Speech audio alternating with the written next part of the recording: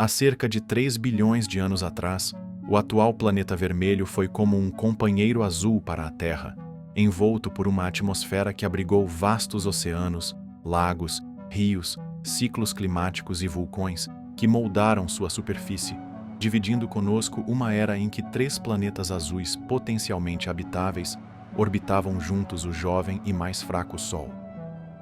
Hoje, porém, tudo o que restou da antiga quente e vibrante Marte é uma superfície deserta e gelada, coberta por uma fina camada de poeira rica em óxidos de ferro, que reflete sua aparência avermelhada e seu curioso apelido, o planeta enferrujado. Mas quais mistérios a história de nosso antigo irmão azul ainda tem a nos revelar? O que realmente condenou um planeta aparentemente tão próspero ao declínio? Muito tempo se passou desde aquela época, e ao longo desse processo, diversos vestígios de seu passado nos trouxeram pistas valiosas. Alguns viajaram pelo espaço até nós, enquanto outros permanecem ocultos sob sua poeira avermelhada, esperando para serem descobertos. E agora a humanidade está muito próxima de se tornar, caso a vida tenha prosperado ali em algum momento, a primeira espécie extramarciana a pisar em seu solo. E quando chegarmos lá, estaremos não apenas acima de um antigo solo morto e estéril, mas diante do início de um ambicioso projeto que, até poucos anos atrás, parecia ser apenas ficção científica. Mas agora, retorna como uma ideia muito mais realista do que pensávamos anteriormente. A terraformação de Marte, devolvendo-lhe sua antiga glória. E para entendermos como isso é viável e como chegar a esse ponto, precisamos voltar às origens do próprio Sistema Solar e do planeta vermelho.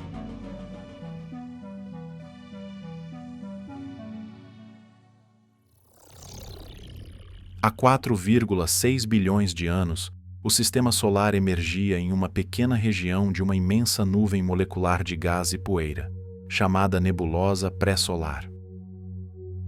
Essa nebulosa se formou a partir de materiais remanescentes de gerações passadas de estrelas, que ao longo do tempo liberaram seus elementos ao espaço através de explosões e ventos estelares, enriquecendo-a com hidrogênio e hélio misturados a elementos de metais pesados. Essa nuvem permaneceu estável até que uma poderosa onda de choque de uma supernova próxima desencadeou seu colapso gravitacional. Modelos científicos indicam que essa supernova provavelmente foi do tipo 2, resultante do colapso do núcleo de uma estrela Wolf-Rayet massiva, com cerca de 30 vezes a massa do nosso Sol no fim de sua vida. A perturbação comprimiu a nebulosa pré-solar e acelerou sua rotação. As partículas de gás e poeira, inicialmente dispersas na nebulosa primordial, começaram a ser atraídas para o centro de gravidade, colidindo e se aglutinando. À medida que a nuvem colapsava em sua própria gravidade, devido à conservação do momento angular, o material começou a girar cada vez mais rápido ao redor do centro gravitacional, achatando-se em um disco protoplanetário. No centro dessa estrutura, onde a densidade e a pressão atingiram níveis extremos, a formação do protossol teve início. No disco protoplanetário, região externa onde o material girava ao redor do protossol, as partículas gradualmente se aglomeravam entre si.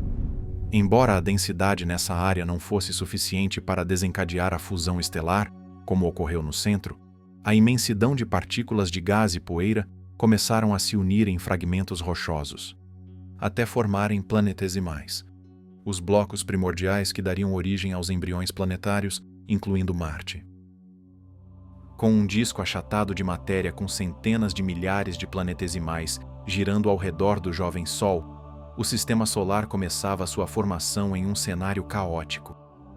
Esses pequenos blocos de matéria rochosa, variando entre 0 a 100 km de diâmetro, circulavam em diferentes órbitas, às vezes se chocando violentamente, outras apenas se aproximando para serem capturados pela gravidade de um corpo maior. E aqui surge um imenso problema para Marte, literalmente. De acordo com a hipótese da Grande Tacada, Júpiter, o maior planeta do Sistema Solar, teria se originado em uma posição muito mais interna da qual se encontra hoje, a cerca de 3,5 unidades astronômicas, diferente de sua atual posição, a 5,2 unidades astronômicas. Por isso, além de ter se formado mais próximo de Marte, Júpiter foi influenciado pelas correntes de gás do disco protoplanetário, o que fez com que ele migrasse ainda mais para dentro do sistema, aproximando-se até cerca de 1,5 unidades astronômicas do Sol, a exata região em que Marte orbita hoje e estava se formando. Essa invasão do gigante gasoso teve um profundo impacto na distribuição de materiais no sistema solar interno. Ao se mover para dentro, Júpiter perturbou gravitacionalmente a região onde o embrião de Marte acrecionaria mais planetesimais para si, dispersando-os para fora do sistema e roubando matéria para si, o que limitou a quantidade de material disponível para Marte. Posteriormente, graças a uma interação gravitacional com Saturno, Júpiter migrou de volta para fora do sistema solar interno e se estabeleceu longe dos planetas terrestres em sua posição atual. Como resultado, Marte acumulou bem menos massa quando comparado à Terra e Vênus, que acumularam uma quantidade muito similar de matéria, enquanto Marte ficou menor e menos denso, com um tamanho mais parecido com o de Mercúrio do que o de nosso planeta. Mesmo com menos material disponível, Marte ainda conseguiu desenvolver uma estrutura diferenciada, com um núcleo líquido e rico em elementos leves, manto e crosta bem definidos, desencadeando uma atividade vulcânica inicial extremamente intensa. Esse calor interno, combinado com os impactos de asteroides e cometas ricos em água, forneceu as condições necessárias para que o vapor d'água liberado nesses eventos fosse retido por uma atmosfera espessa, permitindo a presença de água líquida em sua superfície. Durante os primeiros 500 milhões de anos após sua formação, Marte entrou em um período conhecido como Noaquiano, uma era turbulenta e violenta, mas que, paradoxalmente, também pode ter sido o auge da habitabilidade do planeta. Durante essa época, a superfície foi intensamente bombardeada por asteroides e cometas, um legado do grande bombardeio tardio, que não apenas moldou sua paisagem, mas também enriqueceu o planeta com água e compostos orgânicos. Até então, Marte possuía uma atmosfera muito mais densa do que a atual, composta predominantemente por dióxido de carbono, vapor d'água e outros gases voláteis. O efeito estufa, combinado com um campo magnético primitivo muito mais ativo, ajudava a manter a pressão atmosférica e temperaturas relativamente mais altas na superfície, permitindo a presença de rios, lagos e possivelmente um oceano cobrindo grande parte do hemisfério norte. As evidências dessa hidrosfera marciana vêm de formações geológicas observadas por sondas orbitais e rovers, como vales fluviais, canais de escoamento e deltas sedimentares. Um dos exemplos mais impressionantes é a região da cratera Jezero, onde depósitos de argila indicam a existência prolongada de água líquida. Esse momento de prosperidade, porém, seria interrompido por um destino inevitável. As cicatrizes deixadas por Júpiter condenaram Marte a uma morte prematura. Diferente do planeta Terra, onde a frequência e intensidade dos impactos entre planetesimais massivos derreteram seu manto, formando nossa grande Lua e forjando um núcleo interno tão denso e pressurizado que se tornou sólido, com temperaturas equivalentes às da própria superfície do Sol, e envolto por um núcleo externo líquido em rotação, responsável por manter um campo magnético poderoso e funcional. Marte não teve esse privilégio. O desvio de material causado por Júpiter no início do sistema causou um déficit que limitou tanto sua massa total quanto o número de impactos gigantescos que poderiam fornecer energia térmica suficiente, formar luas maiores e enriquecer seu núcleo com elementos radioativos. Por isso, à medida que o tempo passava, o núcleo líquido de ferro de Marte começou a diminuir sua rotação e esfriar. O decaimento radioativo no núcleo não foi suficiente para fornecer sozinho a energia necessária para manter suas correntes de convecção ativas por longos períodos, enfraquecendo o dínamo responsável pela geração do campo magnético global, cessando gradualmente com o passar do tempo. Com o passar dos milhões de anos seguintes, Marte ficou cada vez mais vulnerável ao vento solar, que gradualmente erodiu sua atmosfera. A pressão atmosférica caiu a níveis tão baixos que a água líquida, antes abundante na superfície, começou a evaporar e escapar para o espaço. Esses processos marcaram o fim do período Noaquiano, por volta de 3,7 bilhões de anos atrás, e davam início ao chamado de período Hesperiano. Ao contrário do que muitos acreditam, e como comentamos há pouco, a atmosfera de Marte não desapareceu imediatamente após o colapso de seu campo magnético, mas foi se dissipando gradualmente ao longo de milhões ou até bilhões de anos. No Hesperiano, Marte ainda passou por um dos períodos mais intensos de atividade vulcânica de sua história, especialmente na província de Tharsis, onde os maiores vulcões do Sistema Solar começaram a crescer. As erupções maciças liberaram imensas quantidades de lava e gases, cobrindo grandes áreas da superfície e injetando CO2 e vapor d'água na atmosfera. Esses eventos podem ter causado aquecimentos transitórios, permitindo que a água líquida fluísse pela superfície por períodos mais longos do que pensávamos anteriormente. Mas mesmo assim, as águas que esculpiram vales fluviais, deltas e canais, como os observados em formações como a cratera G0 e vales marineres, o gigantesco sistema de cânions, ligado diretamente à província de Tharsis, desapareceram ao longo de centenas de milhões de anos, ficando confinadas em calotas polares ou congeladas no subsolo. Sua intensa atividade vulcânica também foi silenciada. Durante seus primeiros bilhões de anos, vulcões gigantes como o Monte Olimpo, o maior vulcão do Sistema Solar, e as formações de Tharsis liberaram enormes quantidades de magma e gases na atmosfera, alimentando o ciclo climático do planeta. Mas com o núcleo perdendo calor e energia gradualmente, as correntes de convecção no manto enfraqueceram, o que reduziu a movimentação de magma, e sua crosta foi ficando mais e mais espessa, até o vulcanismo cessar. Sem erupções para repor gases na atmosfera, o declínio de Marte acelerou ainda mais. Esse resfriamento precoce também é responsável por Marte nunca ter desenvolvido placas tectônicas, um processo crucial para a reciclagem de materiais e a redistribuição de calor interno. A perda de calor do núcleo devido à baixa massa do planeta impediu que as correntes de convecção no manto se intensificassem a ponto de fragmentar a crosta em placas móveis, bloqueando o surgimento de zonas de subducção ou falhas que sustentam o tectonismo em planetas mais massivos, como a Terra. Sem placas tectônicas, o calor interno de Marte permaneceu preso até se dissipar, deixando-o essencialmente como um planeta congelado no tempo. Apesar de tudo, Marte ainda pode ter mantido condições propícias para o surgimento da vida por cerca de centenas de milhões ou até bilhões de anos após sua formação. Descobertas recentes encontraram evidências de antigas fontes hidrotermais datadas de 3,8 bilhões de anos em sua superfície, o mesmo período em que a vida estaria surgindo em nosso planeta.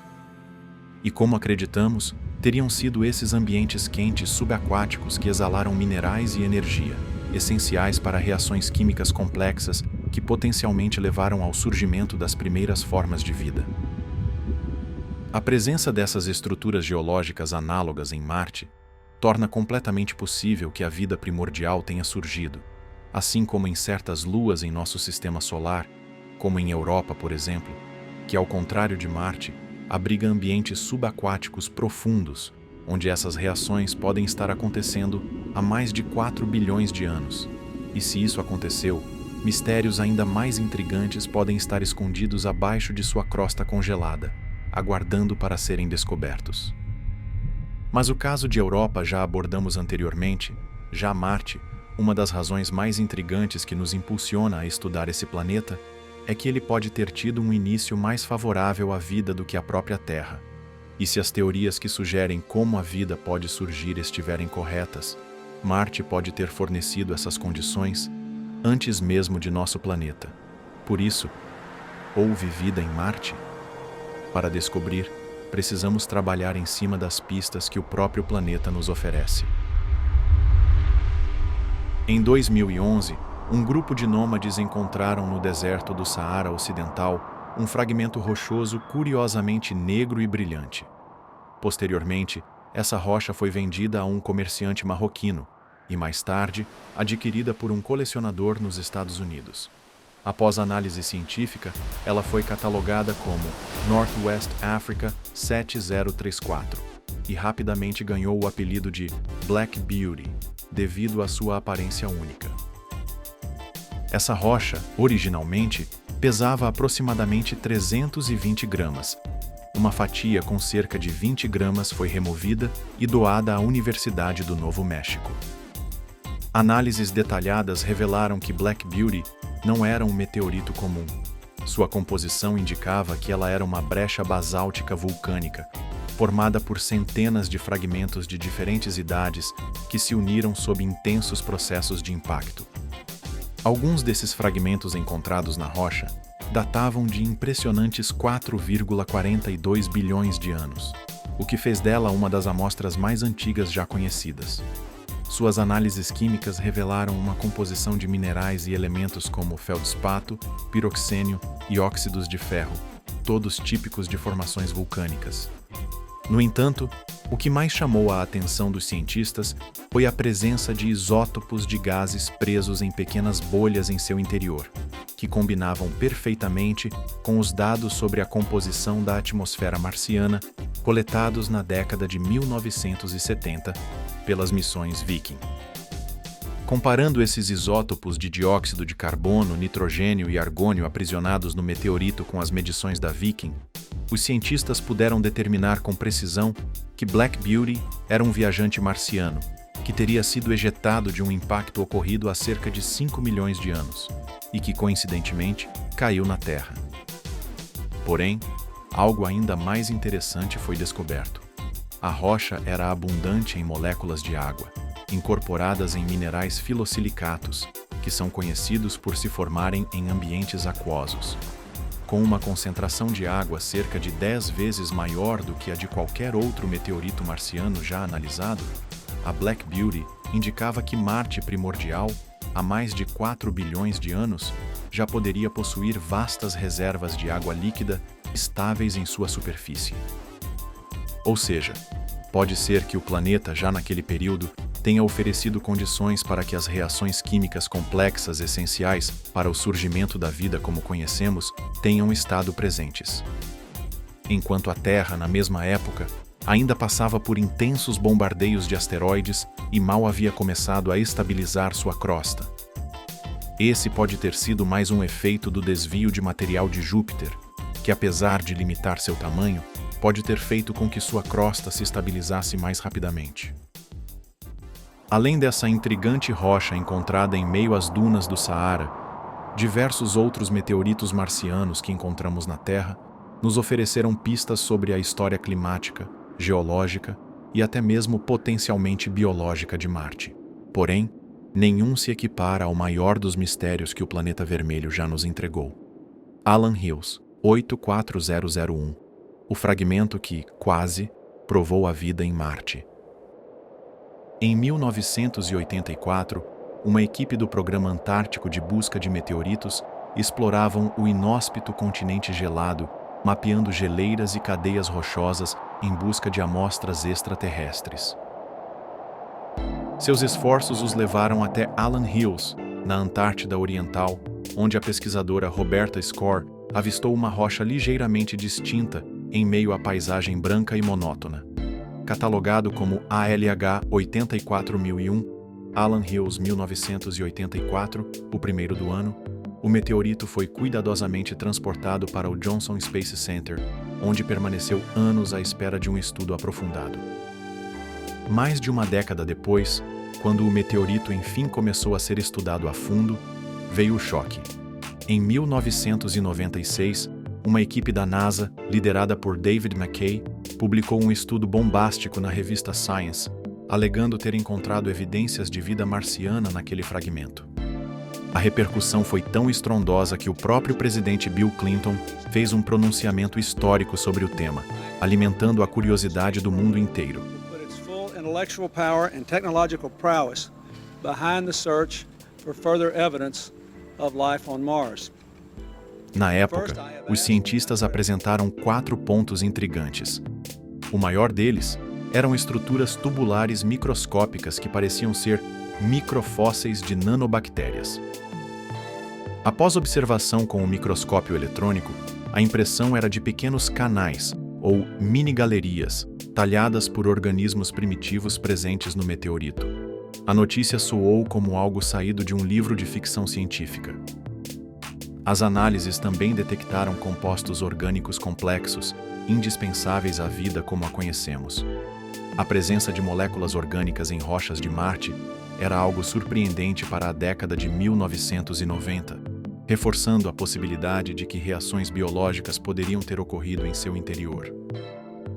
Em diversos trechos do meteorito, haviam esferas milimétricas de carbonato, sugerindo que em algum momento o material esteve imerso em ambientes aquosos. E se existiu água em Marte, a hipótese dos fósseis de micro-organismos antigos ganhava ainda mais força. Além de tudo isso, em meio às camadas do meteorito foram identificados minúsculos cristais de magnetita, um óxido de ferro altamente magnético. Na Terra, certas bactérias magnetotáticas produzem cadeias de magnetita para se orientarem em busca de alimento, um processo biológico bastante singular. Ver algo semelhante no meteorito de Allan Hills parecia ser a impressão digital de vidas microscópicas marcianas. Por algum tempo, tudo parecia apontar para a conclusão de que as primeiras criaturas do planeta vermelho haviam deixado sua marca petrificada naquela rocha. Contudo, agora a descoberta estava diante dos olhos críticos da comunidade científica. A ciência só avança quando se confrontam teorias com novas evidências e questionamentos, e aos poucos, um outro enredo começou a se delinear. Pesquisas posteriores indicaram que cada um desses sinais pode ter uma explicação não biológica. As estruturas que pareciam fósseis poderiam ter surgido por processos de cristalização e serpentinização. Os glóbulos de carbonatos e compostos orgânicos, embora relevantes, também podem ser formados por reações químicas naturais, sem a participação de organismos vivos. Até mesmo a magnetita ultrapura, antes associada à atividade bacteriana, pode resultar de ondas de choque intensas ou altas temperaturas durante o impacto que ejetou a pedra marciana de seu planeta. Portanto, a afirmação de que ali inquestionáveis fósseis de micro-organismos marcianos estavam registrados foi posta em xeque, abrindo 2 possíveis trilhas interpretativas. Um cenário biológico, em que de fato houve micro-organismos marcianos gerando aquelas estruturas, ou um cenário abiótico, em que todos esses fenômenos foram produto de processos naturais geológicos, reações hidrotermais de serpentinização e carbonatação, o impacto que o ejetou e cristalizações inorgânicas, criando padrões que confundiram nossos olhares. Hoje, a maior parte da comunidade científica acredita na explicação abiótica, mas a questão ainda não foi encerrada de forma categórica. Por isso, o Allan Hills permanece uma peça-chave para a astrobiologia. Com isso, os esforços para a exploração do ambiente de Marte, pontos de interesse, mapeamento atmosférico, da superfície e da subsuperfície, se intensificaram ainda mais. E com essa quase descoberta, podemos começar a explorar a intrigante geografia marciana, em busca de respostas. Quando os primeiros orbitadores começaram a mapear Marte em alta resolução, ainda na década de 1970, um mistério geográfico muito intrigante logo chamou atenção. O planeta apresentava 2 personalidades bem distintas. Ao norte, extensas planícies relativamente lisas e de menor altitude. Ao sul, terrenos elevados, repletos de crateras e aparentando ser muito mais antigos. Uma diferença que ficou conhecida como dicotomia marciana. Esse contraste não foi registrado em nenhum outro planeta do Sistema Solar. Os terrenos do hemisfério sul chegam a ser 5 ou 6 quilômetros mais altos do que os do norte. As terras altas ao sul são densamente crateradas e apresentam claros vestígios de antigos fluxos vulcânicos congelados, enquanto as terras baixas ao norte são caracterizadas por uma superfície mais jovem e suave, praticamente sem marcas evidentes de impactos. Além disso, medições geofísicas e astronômicas indicam que a crosta marciana é significativamente mais espessa no hemisfério sul. Outra pista sobre o passado de Marte está no magnetismo das rochas. Enquanto as formações do sul preservam um campo magnético fóssil, indicando que se formaram em uma época em que Marte ainda possuía um campo magnético global, as do norte não exibem esse traço. Duas principais hipóteses surgiram para explicar essa dicotomia. A hipótese exogênica, que sugere que um impacto catastrófico, possivelmente causado por um asteroide do tamanho da Lua, ou uma sequência de impactos menores, teria remodelado a superfície do hemisfério norte, e a hipótese endogênica, que propõe que a diferença surgiu a partir de processos internos, como o fluxo de calor no manto marciano, poderia ter impulsionado a elevação de um hemisfério e o rebaixamento do outro. Evidências mais recentes obtidas pela sonda InSight, que pousou em Marte em 2018, registrou o que foram chamados de martemotos. Esses terremotos marcianos trouxeram grandes avanços na compreensão desse fenômeno. O estudo da propagação dessas ondas sísmicas revelou que as rochas sob as terras altas do sul dissipam energia mais rapidamente do que as do norte, sugerindo que o interior dessa região é mais quente. Esse diferencial de temperatura fortalece a ideia de que a dicotomia foi moldada por processos internos. Alguns modelos sugerem que Marte, bem no começo de sua juventude, pode ter tido algum tipo de atividade tectônica ativa, quando sua dinâmica interna teria gerado um padrão de convecção no manto, o que pode explicar a elevação das terras do sul e o afundamento das terras do norte, resultando em sua crosta assimétrica. Com o tempo, a tectônica cessou e o planeta passou a ter uma crosta rígida e imutável. Hoje, a superfície marciana é composta por uma única placa rígida que não apresenta subducção, ou seja, não há reciclagem da litosfera de volta ao manto, como acontece em nosso planeta. Embora o manto de Marte ainda apresente movimentos convectivos, com material quente ascendendo e resfriando próximo à superfície, a ausência de placas móveis impede a renovação de sua crosta, um estado conhecido como stagnant lid, ou tampa estagnada. Muitos cientistas acreditam que a região mais baixa ao norte de Marte pode ser resultado de um antigo vasto corpo d'água, tornando-se um dos principais alvos na busca por vestígios de vida antiga. A presença de minerais indicadores de processos aquáticos passados, como argilas formadas na presença de água líquida, reforça essa hipótese. Além disso, foram identificados milhares de montículos e colinas nas planícies áridas do hemisfério norte marciano que contêm minerais argilosos, indicando que essas formações rochosas interagiram com água em um passado distante. Esses montículos são considerados remanescentes de antigas terras altas que foram erodidas, preservando um registro contínuo da presença de água na região. Análises de imagens de satélite também revelaram topografias que se assemelham a linhas costeiras, sugerindo a existência de um oceano que cobria até 1/3 da superfície marciana há cerca de até 3,5 bilhões de anos.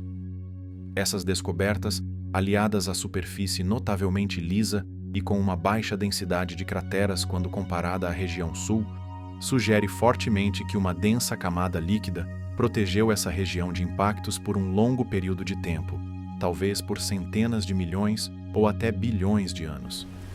Tendo sido mantida e renovada por um ciclo hidrológico impulsionado pelos gases liberados por meio dos maiores vulcões de todo o sistema solar, que estavam emergindo entre 4,2 a 3,9 bilhões de anos atrás. Em 71, a sonda Mariner 9 revelou a silhueta do Monte Olimpo, o maior vulcão conhecido.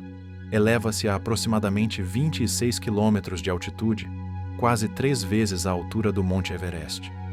Esse titã localiza-se na região de Tharsis, um vasto planalto vulcânico que se estende por mais de 5.000 quilômetros de diâmetro e abriga outros vulcões escudo, como foram chamados, devido ao seu formato visto do espaço. Monte Ascraeus, Monte Pavones e Monte Árcia estão mais próximos uns dos outros e notavelmente alinhados, enquanto o Monte Olympus se destaca isolado a noroeste do complexo. Com extensas encostas e caldeiras no topo, o tamanho desses vulcões se deve exatamente ao fato de Marte não ter placas tectônicas, pelo menos não mais no momento em que se formaram. Isso fez com que, ao invés dos vulcões terrestres, que se formam e se deslocam à medida que as placas tectônicas se movem sobre pontos quentes no manto, os vulcões marcianos permaneceram estacionários sobre suas fontes de magma por longos períodos de tempo. Sem o deslocamento da crosta para espalhar a atividade vulcânica em diferentes locais, o magma pôde se acumular continuamente em um único ponto, permitindo que estruturas colossais como o Monte Olimpo crescessem a alturas impressionantes. Esse processo, aliado à menor gravidade de Marte, possibilitou a formação de vulcões muito maiores do que qualquer um encontrado na Terra. Hoje, esses vulcões estão adormecidos, mas não totalmente extintos. Análises estimam que a última grande erupção do Monte Olympus tenha ocorrido há apenas 25 milhões de anos atrás. Além disso, orbitadores modernos como a Mars Express e a Mars Reconnaissance Orbiter encontraram fluxos de lava, fraturas e outras características geológicas que sugerem que a atividade vulcânica em Marte pode ter sido mais prolongada do que pensávamos. Evidências de depósitos vulcânicos jovens na região de Elysium Planitia indicam que erupções podem ter ocorrido entre incríveis 210 a 53 mil anos atrás, um tempo incrivelmente curto na escala de tempo geológica, o que sugere que o planeta ainda possui algum nível de atividade interna, o que condiz com as detecções dos martemotos pelo módulo InSight. Isso pode indicar a presença de câmaras magmáticas ainda parcialmente ativas abaixo da crosta. Se houver calor suficiente retido em certos pontos do interior marciano, o vulcanismo ainda pode ocorrer em uma escala limitada, especialmente em regiões como Tharsis, Elysium Planitia e até Valles Marineris, onde fraturas profundas na crosta poderiam permitir a ascensão de magma. Isso não significaria uma erupção explosiva como as vistas em vulcões terrestres, mas sim fluxos de lava basáltica saindo lentamente da superfície, semelhantes às erupções que ocorrem em vulcões escudo. Essas erupções podem reescrever nossa compreensão sobre a vida no planeta. Apesar de não fazer muita diferença na superfície, isso pode ser um sinal de que nichos subterrâneos, onde locais aquecidos pelo vulcanismo residual poderiam manter água em estado líquido abaixo da crosta, formando reservatórios hidrotermais subterrâneos, semelhantes aos que abrigam formas de vida extremófilas na Terra, e a vida microbiana poderia persistir até hoje. Além disso, uma descoberta recente identificou um novo vulcão escondido na superfície do planeta. Chamado de Monte Noctis, está localizado ao sul do Equador marciano, na região oriental de Noctis Labyrinthos, a oeste do sistema de cânions Valles Marineris. Com aproximadamente 9 km de altura e se estendendo por 450 km de diâmetro, Monte Noctis rivaliza em dimensão com os grandes vulcões de Tharsis, embora esteja muito mais erodido e menos elevado. A identificação tardia de Noctis Mons deve-se exatamente a essa erosão, que mascarou suas características vulcânicas, fazendo com que passasse despercebido em imagens e análises anteriores. Apenas análises detalhadas de dados de altimetria e imagens de alta resolução revelaram pistas cruciais. Uma área central elevada com várias mesas formando um arco, inclinando-se suavemente para fora, remanescentes de uma caldeira central, fluxos de lava, depósitos piroclásticos e minerais hidratados dentro de seus limites. Por estar situado próximo a uma das maiores formações geológicas de Marte, a imensa cicatriz do planeta, essa região pode ter desempenhado um papel significativo na erosão de Noctis Mons, cuja idade estimada ainda permanece um mistério.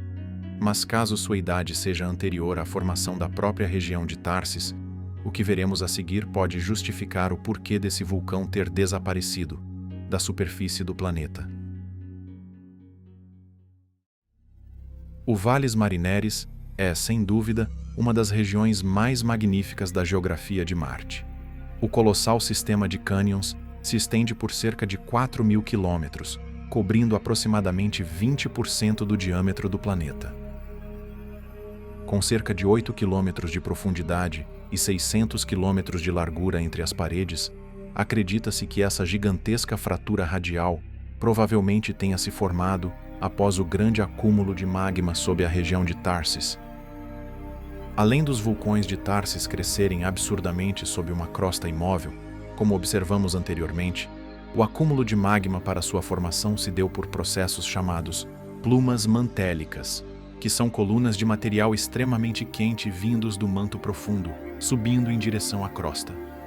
Marte não redistribuiu esse calor, ou seja, conforme as plumas mantélicas quentes ascendiam do interior do planeta, elas não se dissipavam de maneira eficiente devido à crosta rígida e espessa de Marte, e por isso teriam se concentrado abaixo dela, causando seu aquecimento e fusão parcial, o que levou à formação de extensas e volumosas câmaras magmáticas subterrâneas. Essas câmaras, alimentadas pelas plumas mantélicas, teriam inflado e elevado a crosta marciana em uma vasta área de aproximadamente 5.000 quilômetros de diâmetro e acumulando trilhões de toneladas de magma sob a superfície. Conforme Tharsis e seus vulcões elevavam o terreno, seus arredores começaram a ser tensionados, esticando e rachando, dando origem a uma rede de fraturas extensas que se propagaram com protuberância ao leste de Tharsis, onde o Valles Marineris começou a se formar. Durante os próximos milhões de anos, as fraturas se expandiram, até que desmoronamentos e erosões em larga escala desencadearam um colapso das camadas superficiais e ampliaram os cânions, tornando-os ainda mais profundos. Podem ter sido exatamente esses processos que impactaram na grande erosão do Monte Noctis, recém-descoberto, por estar diretamente conectado ao Valles Marineris. Porém, encontramos evidências de que outro fator pode ter desempenhado um papel essencial no processo de modelagem desses cânions: a água. Canais de escoamento conectados ao Valles Marineris indicam que rios antigos podem ter fluído para dentro dos cânions, enquanto as fraturas se expandiam e se aprofundavam. Água provida dos oceanos ao norte, precipitações e gelo derretido do subterrâneo alimentaram esse fluxo, preenchendo depressões e criando lagos e mares temporariamente. Sedimentos transportados pela água se depositaram ao longo do fundo dos cânions, criando camadas estratificadas que ainda podem conter vestígios desta era. Mesmo com a perda da maior parte da água superficial ao longo dos bilhões de anos, descobertas recentes indicam que o Valles Marineris ainda contém vastas quantidades de água em sua subsuperfície. Já sabemos comprovadamente que Marte possui lagos de água líquida em suas camadas interiores, e isso pode representar um nicho potencial para a vida microbiana. Se Marte já abrigou vida em sua superfície, é possível que alguns desses organismos tenham migrado para o subterrâneo, onde o gelo e a rocha poderiam fornecer proteção contra a radiação e as condições hostis que deterioravam o planeta. Se micro-organismos marcianos pelo menos existiram, suas adaptações poderiam fornecer pistas cruciais sobre como a vida poderia se desenvolver em outros mundos congelados, como Europa e Encélado. Com missões futuras planejadas para explorar a subsuperfície marciana, pode ser que finalmente entremos em contato com os extraterrestres, mesmo que eles estejam mortos. Apesar de tantos vestígios de um passado ativo, uns apagados e outros extremamente explícitos, existe uma região que até hoje se destaca como um dos traços mais marcantes da história geológica de Marte, e que talvez tenha favorecido fortemente a ativação desses processos complexos, mesmo em um planeta ausente de placas tectônicas, a Bacia de Hellas Planitia. Com mais de 2.300 quilômetros de diâmetro e cerca de 7 quilômetros de profundidade, esse imenso buraco esférico no hemisfério sul do planeta foi esculpido por um impacto colossal ocorrido há aproximadamente 4 bilhões de anos, deixando um buraco evidente em sua superfície.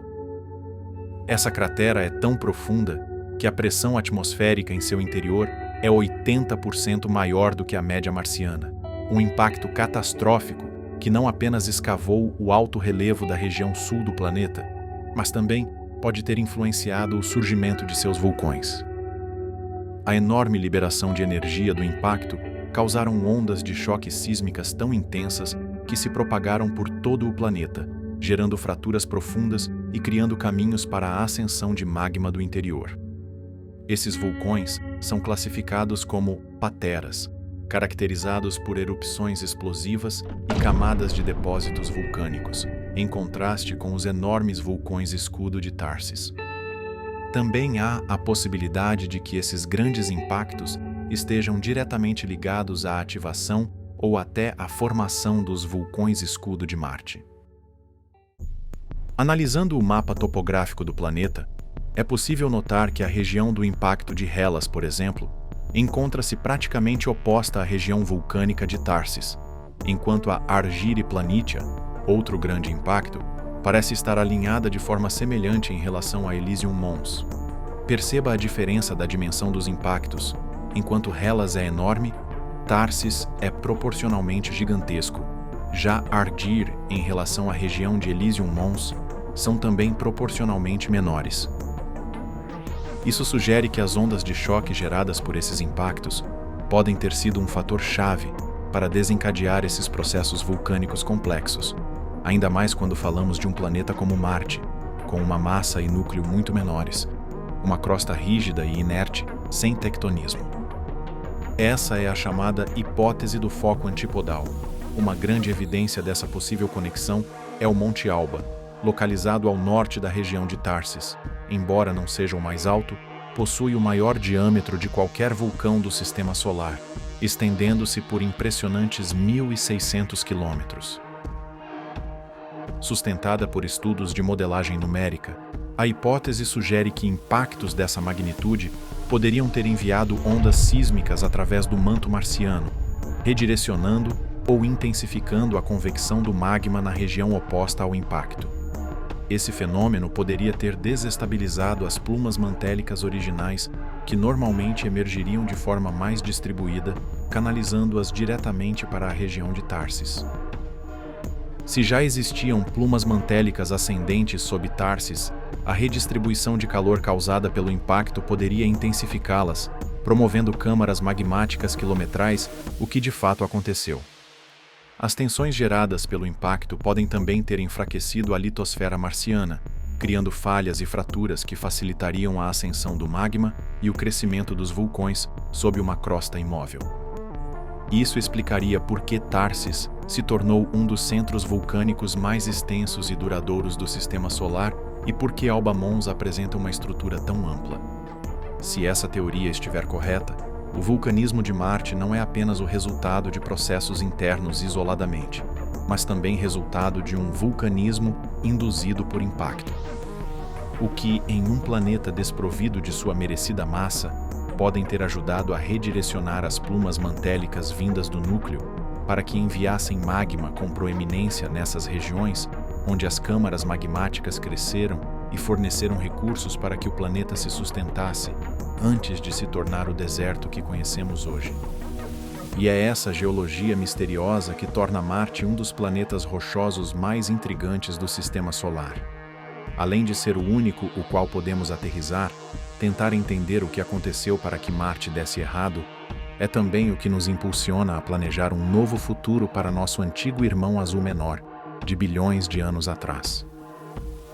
Mas é inegável que, como seres humanos, raramente buscamos algo que não traga benefícios diretos para nós. A procura por vida fora da Terra é uma das grandes questões que impulsionam a exploração espacial, mas há um motivo ainda mais pragmático por trás dessa exploração: a sobrevivência da nossa espécie a longo prazo. E nesse cenário, a terraformação de Marte, antes vista como mera ficção científica, ressurge cada vez mais como um passo inevitável para a longevidade da nossa espécie. Embora a ausência de um campo magnético global em Marte seja um obstáculo significativo para nossa própria proteção e a sustentação da atmosfera do planeta, estudos recentes sugerem que essa barreira pode ser superada mais facilmente do que imaginávamos antes. Uma das ideias mais promissoras vem do ex-diretor de ciência planetária da NASA, James Green, que propôs a criação de um escudo magnético artificial. Em vez de tentar religar o núcleo marciano, uma tarefa impossível com a tecnologia atual, sua proposta consiste em instalar um dipolo magnético no ponto de Lagrange L1 de Marte, a aproximadamente 1 milhão de quilômetros do planeta. Esse dispositivo funcionaria como um parasol magnético, desviando o vento solar da mesma forma que o campo magnético da Terra faz naturalmente. A consequência direta dessa barreira seria a interrupção da erosão atmosférica, permitindo que Marte começasse a reter e recuperar sua camada gasosa com o tempo. Assim, os próprios ciclos naturais do planeta, incluindo a liberação de CO2 de sua crosta e do subsolo, poderiam espessar gradualmente a atmosfera e elevar a temperatura média do planeta. Com o aumento da pressão atmosférica, a temperatura também sobe, e isso poderia iniciar um efeito cascata. O gelo seco de dióxido de carbono das calotas polares começaria a sublimar, liberando ainda mais gases na atmosfera e acelerando o processo de aquecimento global artificial. Se bem-sucedido, esse método seria essencial para que Marte possa cruzar o limite de Armstrong com os próximos investimentos. Esse é um ponto crítico em que a pressão atmosférica se torna suficiente para impedir que a água fervilhe instantaneamente e o sangue humano entre em ebulição sem um traje pressurizado. Com essa barreira estabelecida e a atmosfera ganhando densidade, o próximo passo seria acelerar ainda mais o aquecimento global artificial para podermos retirar os trajes pressurizados. Atualmente, as temperaturas em Marte são extremamente baixas, com uma média de menos 63 graus Celsius, podendo cair para menos 140 graus Celsius durante o inverno nas regiões polares. Mesmo nos dias mais quentes, em pleno verão marciano, as temperaturas no Equador raramente ultrapassam os 20 graus Celsius durante o dia, despencando brutalmente à noite. Para criar um ambiente minimamente habitável, precisaríamos elevar essa média global para valores acima de 0 graus Celsius. Uma solução ecológica seria a utilização de espelhos orbitais gigantes como uma forma de aquecer áreas específicas da superfície marciana. Esses refletores redirecionariam a luz solar para regiões ricas em gelo seco, forçando a liberação de gases de efeito estufa na atmosfera de maneira mais controlada e eficiente. Já abordagens mais agressivas, como a controversa Nuke Mars, idealizada por Elon Musk, consiste em utilizar bombas atômicas para criar sóis artificiais, acima das calotas polares do planeta. Isso teoricamente criaria um efeito estufa quase instantâneo, mas essa ideia já iremos abordar melhor. Já uma ideia inovadora publicada em um estudo de 2024 propõe o uso de nanopartículas de ferro e alumínio na atmosfera de Marte. Essas partículas, semelhantes a glitter, seriam capazes de absorver e dispersar a luz solar, aumentando o efeito estufa natural do planeta. Simulações indicam que essa técnica poderia elevar a temperatura da superfície marciana em mais de 30 graus Celsius, o suficiente para começar a liberação dos gases de efeito estufa das calotas polares. Essa nova abordagem, se realmente possível, seria considerada mais de 5.000 vezes mais eficiente do que esses métodos anteriores de aquecimento. Acredita-se que o ferro das partículas poderia reagir com certos compostos químicos presentes no solo marciano, desencadeando processos que aumentariam a retenção de calor, interagindo com a camada superficial repleta de ferro oxidado. Essa técnica ainda está no campo teórico, mas poderia ser uma solução para acelerar a liberação de gases aprisionados no solo de Marte. No entanto, apenas a sublimação desse CO2 pode não ser suficiente. A pressão atmosférica marciana atual é de apenas 0,6% da terrestre, e mesmo que todo o CO2 das calotas polares fosse liberado, a pressão resultante não ultrapassaria 14% da pressão da Terra ao nível do mar. Esse valor, embora um avanço, ainda seria insuficiente para sustentar água líquida de forma estável e manter temperaturas confortáveis. Ou seja, apenas o descongelamento das calotas polares não seria suficiente para criar uma atmosfera densa. Precisaríamos adotar estratégias alternativas que possibilitem a importação, produção ou liberação artificial de gases de efeito estufa, capazes de suprir o restante do espessamento da atmosfera. Uma das ideias mais debatidas é a importação de amônia de asteroides e luas geladas do sistema solar. A amônia é um gás altamente eficiente na retenção de calor e, ao ser liberada na atmosfera marciana, se decomporia em nitrogênio e hidrogênio, ajudando a enriquecer a atmosfera e tornando-a mais parecida com a da Terra. No entanto, transportar grandes quantidades de amônia de corpos celestes distantes, como Titã, exigiria uma infraestrutura colossal de mineração e propulsão interplanetária, o que torna essa ideia viável apenas em cenários tecnológicos muito avançados. Outra proposta mais viável no curto prazo seria a produção direta de gases sintéticos na superfície de Marte. Gases como os perfluorocarbonetos, que possuem um potencial de aquecimento milhares de vezes maior do que o dióxido de carbono, poderiam ser fabricados por fábricas autônomas movidas a energia solar ou nuclear. Esses gases são altamente estáveis e não se dissipariam facilmente no espaço, garantindo uma atmosfera mais duradoura. Além disso, se depósitos subterrâneos de metano realmente existirem em Marte, eles também poderiam ser explorados e liberados gradualmente para reforçar o efeito estufa. Desviar cometas ricos em voláteis, como água e amônia, para colidirem com Marte também é uma proposta controversa que vem sendo discutida. Capturar e redirecionar cometas de dezenas de quilômetros de diâmetro requer tecnologias avançadas de propulsão e controle de trajetória que ainda não possuímos. Além disso, o impacto de um cometa desse porte poderia destruir massivamente a superfície, tornando-se contraproducente para os objetivos de curto prazo da terraformação. Combinando essas abordagens de forma eficiente, estima-se que Marte poderia alcançar uma pressão atmosférica suficiente para suportar a presença de água líquida em um período de 100 a 200 anos.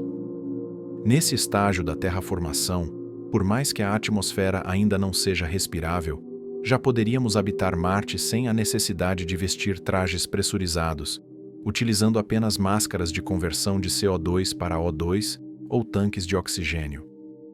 Com o limite de Armstrong atingido, os humanos poderiam se locomover ao ar livre, explorar a superfície e construir cidades sem a limitação de domos, abrigos subterrâneos e trajes pressurizados, e o próximo passo seria ainda mais empolgante. Nesse momento, o céu ficaria levemente azulado, suas planícies antes secas, empoeiradas e rochosas, exibiriam reservatórios de água líquida em depressões naturais. Durante o dia, neblinas finas poderiam se formar nos vales mais profundos, indicando a presença de umidade. À noite, a temperatura ainda cairia drasticamente, mas sem os extremos congelantes de antes. Seria um mundo em transição, e agora poderíamos direcionar nossos esforços para a oxigenação de seus ares. O planeta Terra nem sempre teve um ar respirável como hoje. Há bilhões de anos, a atmosfera era repleta de dióxido de carbono, metano e amônia. Mas algo mudou. As cianobactérias. Esses micro-organismos foram responsáveis por um evento que alterou a história do nosso planeta, o grande evento de oxigenação, que lentamente transformou a atmosfera terrestre, oxigenando-a ao longo de milhões de anos. Agora, a proposta é replicar esse processo em Marte.